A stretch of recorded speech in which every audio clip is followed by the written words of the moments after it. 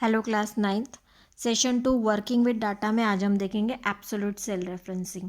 Absolute cell referencing क्या होता है कि जो एडजेसेंट सेल के साथ में अपडेट नहीं होता, फार्मूला जो है वो फार्मूला में जो सेल रेफरेंस है वो अपडेट नहीं होता है। हमने देखा था रिलेटिव में क्या हो रहा था, फार्मूला के अंदर जो सेल रेफरेंस था वो ऑटोमेटिकली अपडेट हो रहा था एडजेसेंट सेल के साथ में।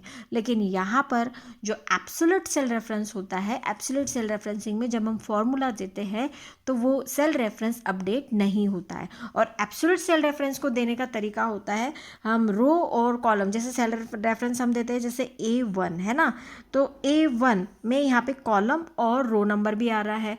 तो एब्सोल्यूट सेल रेफरेंस देते वक्त हम कैसे देते हैं, $A एंड $1। तो इस तरीके से हम एब्सोल्यूट सेल रेफरेंसिंग देते हैं। एब्सोल्यूट सेल रेफरेंसिंग में आप देखेंगे ये कॉलम है, ये भी कांस्टेंट है, फिक्स्ड है, और ये जो रो है दैट इज रो के आगे हमने डॉलर लिखा और कॉलम के आगे हमने डॉलर लिखा। इसका मतलब ये क्या है, फिक्स्ड है, कांस्टेंट है ना, एब्सोल्यूट। इसी को एब्सोल्यूट कहा जाता है। रिलेटिव में हम देख रहे थे कि रिलेटिव में हम सेल रेफरेंस नॉर्मली जैसा हम सेल रेफरेंस देते हैं, जैसे A1 B1 इस तरीके से हम दे रहे थे, तो वो क्या हो रहा था, चेंज हो रहा था, अपडेट हो रहा था। लेकिन एब्सोल्यूट हम क्या कैसे करते हैं, डॉलर साइन लगा के देते हैं, जिससे कि वो फिक्स रहता है ना। So let's start with absolute cell referencing. Sometimes we do not want reference to change. जब भी हमको लगता है कि रेफरेंस चेंज नहीं होना चाहिए, हमें फिक्स वैल्यू वही फार्मूला में यूज़ करनी है.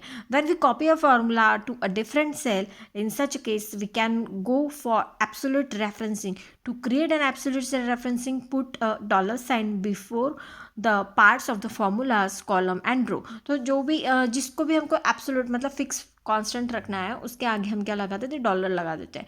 That you want to keep the absolute. For instance $C and $6 is an absolute cell address. तो ये जो C6 है, उन दोनों के आगे हमने क्या लिखा, कॉलम के आगे भी डॉलर लगाया और रो के आगे भी हमने डॉलर लगाया, तो ये क्या हो गया, एब्सोल्यूट हो गया। Now if you copy a formula containing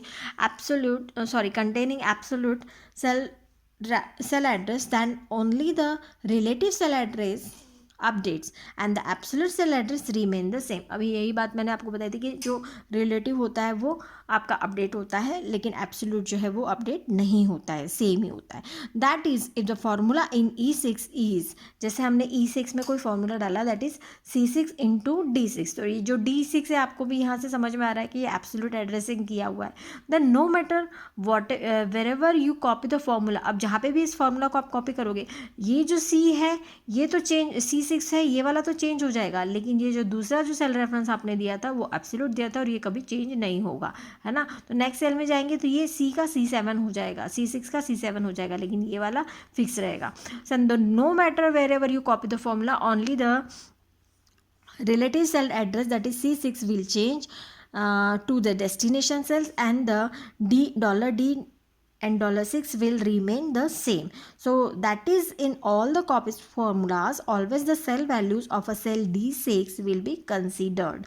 If you copy this formula on E7, the copied formula will be, अगर आप इसको कॉपी करोगे तो कॉपी के बाद में आपको ये क्या दिखेगा, C7 इंटू $D एंड $6। तो क्योंकि ये फिक्स है, आपने इसको एब्सोल्यूट कर रखा हुआ है ना। अब बात करेंगे मिक्स्ड रेफरेंसिंग की। अब मिक्स्ड रेफरेंसिंग का मतलब क्या हो रहा है कि जिस सेल एड्रेस में दोनों भी रिलेटिव और एब्सोल्यूट दोनों भी आ रहे हो, अब रिलेटिव और एब्सोल्यूट, अब आप बोलोगे कि एक ही सेल रेफरेंस के अंदर क्या रिलेटिव होगा और क्या एब्सोल्यूट होगा। तो एक सेल रेफरेंस में हम दो चीज़ों का यूज़ करते हैं। कौन से दो पार्ट होते हैं, एक तो column letter and row number.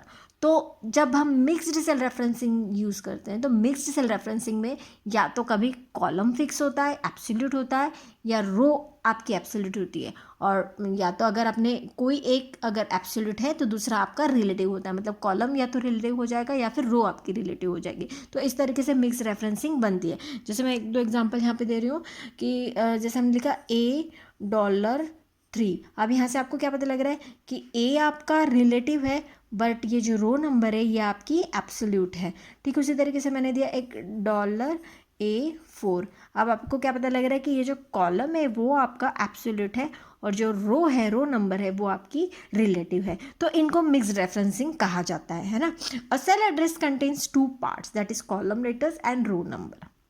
If you put a dollar sign before both part, अगर हम दोनों पार्ट के row number and column letter के आगे हम डॉलर साइन रखते हैं तो ये आपका एब्सोल्यूट हो गया है ना. The column letter and the row number the cell address become the absolute. If you do not put the dollar sign before any, अगर आपने दोनों के भी आगे डॉलर साइन नहीं लगाया तो वो आपका क्या हो गया, रिलेटिव हो गया है ना. And it is relative cell address. अगर आपने किसी के भी आगे डॉलर साइन नहीं लगाया मतलब ये क्या हो गया, आपका रिलेटिव सेल हो गया. However if you put dollar sign before one part, अगर आप किसी भी एक पार्ट के आगे डॉलर साइन लगाते हैं तो वो क्या हो जाता है, आपका मिक्स्ड रेफरेंसिंग हो जाता है. That is